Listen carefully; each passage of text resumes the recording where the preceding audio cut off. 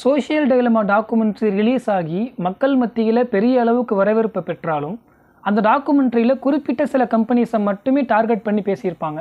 Google, Instagram, YouTube, Pinterest அந்த மாதிரி. So இது மக்கள் மத்தியில் இன்னொரு சந்தேகத்தையும் எழுப்புச்சு. இந்த டாக்குமெண்ட்ரி குறிப்பிட்ட அஜெண்டாவோட, அதாவது ஒரு ஹிடன் அஜெண்டாவோட எடுக்கப்பட்ட டாக்குமெண்ட்ரியா? ஏன்னா எல்லா சோஷியல் மீடியா பிளாட்ஃபார்ம்ஸை பற்றியும் பேசாமல் குறிப்பிட்ட நிறுவனங்களை பற்றி மட்டும் பேசுறது, குறிப்பிட்ட நிறுவனங்களை சார்ந்தவர்கள் மட்டும் பேசுறது ஒரு சந்தேகத்தை ஏற்படுத்துச்சு. அப்போது ஒரு ஹிடன் அஜெண்டாவோடு தான் இந்த டாக்குமெண்ட்ரி எடுக்கப்பட்டிருக்கு அப்படின்னா அதில் சொல்லப்பட்ட எல்லா விஷயமும் உண்மையாக இருக்கணுங்கிற அவசியம் இல்லை. குறிப்பிட்ட கம்பெனிஸ், அந்த நிறுவனங்கள் பெரிய அளவுக்கு சேதத்தை பார்க்கணும் அப்படிங்கிறதுக்காக சொல்லப்பட்ட விஷயங்களாகவும் இருக்கலாம். அப்போது அதில் சொல்லப்பட்ட விஷயங்களை நம்புறதா வேணாமா அப்படிங்கிறத பற்றி தான் இந்த வீடியோஸில் பார்க்க போகிறோம். வாங்க பார்க்கலாம்.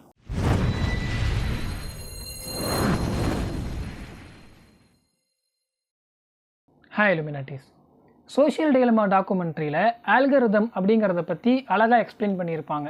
அதாவது நம்மளை அதிக நேரம் இன்டர்நெட் யூஸ் பண்ண வைக்கிற மாதிரியான ப்ரோக்ராம்ஸை எப்படி சோஷியல் மீடியா கம்பெனிஸ் அவங்களுடைய அப்ளிகேஷன்ஸில் யூஸ் பண்ணுறாங்க, அது மூலமாக அவங்க எப்படி லாபம் பார்க்குறாங்கங்கிற விஷயங்களை ஆல்கரிதம் எக்ஸ்பிளைன் பண்ணுறது மூலமாக சொல்லியிருப்பாங்க.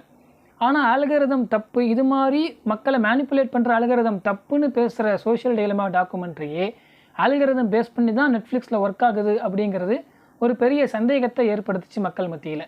அதே மாதிரி அந்த டாக்குமெண்ட்ரியில் பேசக்கூடிய ஒவ்வொரு நபர்களும் பெரிய பெரிய நிறுவனங்களில் வேலை பார்த்தவங்க, பெரிய பெரிய பொசிஷனில் இருந்தவங்க. அவங்கள பற்றி சொல்லப்பட்ட குற்றச்சாட்டு என்னென்னா, அவங்களாம் தங்களை விசில் ப்ளோயர்ஸாக காட்டிக்க ஆசைப்பட்றாங்க, அவங்க மக்கள் மத்தியில் ஒரு ஃபேமஸ் ஆகணுங்கிறதுக்காக கூட இது செய்யலாம் அப்படிங்கிற மாதிரியான விஷயங்களும் சொல்லப்பட்டுச்சு. இந்த மாதிரி செய்திகளை கேட்கும்போது சோஷியல் டைலமா டாக்குமெண்ட்ரியில் சொல்லப்பட்ட நல்ல விஷயங்களை கூட நம்ம அது தப்போ நினைக்கிற ஒரு பிரச்சனை ஏற்படலாம். அதில் நம்ம எந்த விஷயங்களை எடுத்துக்கலாம், எதையெல்லாம் எடுத்துக்கக்கூடாதுங்கிறதுல நம்ம கொஞ்சம் கிளாரிட்டியாக இருக்கணும். அந்த டாக்குமெண்ட்ரி மேலே வைக்கப்படுற எல்லா குற்றச்சாட்டுகளும் உண்மையாகவே இருந்தாலும் அந்த டாக்குமெண்ட்ரியில் சொல்லப்படுற விஷயங்கள்லையும் நியாயம் இருக்குது அப்படிங்கிறத நம்ம புரிஞ்சுக்கிட்டு தான் ஆகணும். ஏன்னா அதில் சொல்லப்பட்ட டோபமைன் வேஸ்டேஜ் பற்றின விஷயங்கள், ஸ்னாப்சாட் டிஸ்மார்ஃபியா பற்றின விஷயங்கள், ஒரு அரசியல் நிலைப்பாடு எப்படி மக்கள் மத்தியில் திணிக்கப்படுது அப்படிங்கிற விஷயங்கள், நம்மளை அறியாமல் நம்ம எப்படி சோஷியல் மீடியாவில் அதிக நேரம் ஸ்பெண்ட் பண்ணுறோம் அப்படிங்கிறதுக்கு அவங்க சொன்ன பதில்கள், இப்படின்னு பல விஷயங்கள் நம்ம ரியல் லைஃப்பில் நம்ம ஃபேஸ் பண்ணக்கூடிய ப்ராப்ளம்ஸ்.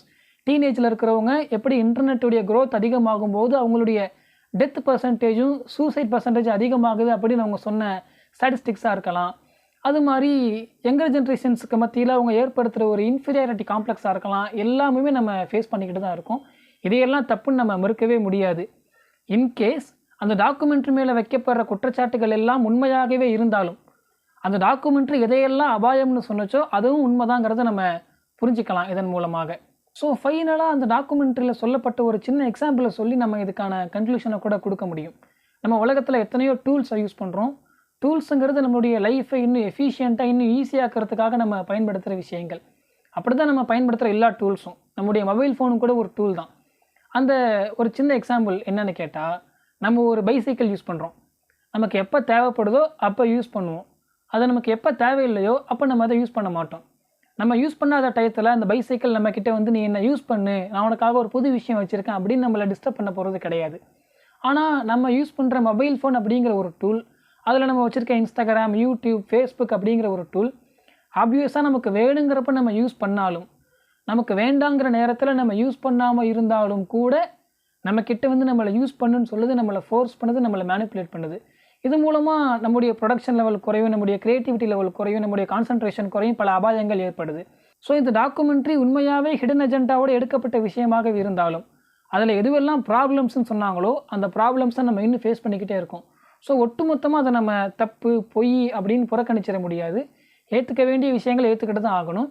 ஸோ எந்த ஒரு டூலாகவே இருந்தாலும் அதனுடைய யூஸ் கேஸை பொறுத்து, பயன்பாடை பொறுத்து நம்ம அதை பயன்படுத்தும் போது நம்முடைய லைஃப்பை அதன் மூலமாகவே இன்னும் அதிகமாக ப்ரொடக்டிவாகவும் பயனுள்ளதாகவும் மாற்றிக்க முடியும். நம்முடைய நேரத்தையும் அதிகமாக சேவ் பண்ண முடியும். அப்படி நம்ம லைஃப்பில் பயன்படுத்துகிற எல்லா டூல்ஸையும் நம்ம பயன்படுத்துவோம் அப்படிங்கிறது தான் அந்த டாக்குமெண்ட்ரியில் நம்ம ஓவராலாக புரிஞ்சிக்க வேண்டிய ஒரு விஷயம். அந்த விஷயத்தை நம்ம நம்முடைய லைஃப்பில் இம்ப்ளிமெண்ட் பண்ணுவோம். இன்னும் இது மாதிரி இருக்கிற ஏராளமான விஷயங்களை இந்த சேனலில் நம்ம பார்க்க இருக்கோம். நீங்களும் உங்களுடைய ஆதரவுகளை தொடர்ந்து கொடுங்க. தேங்க்யூ.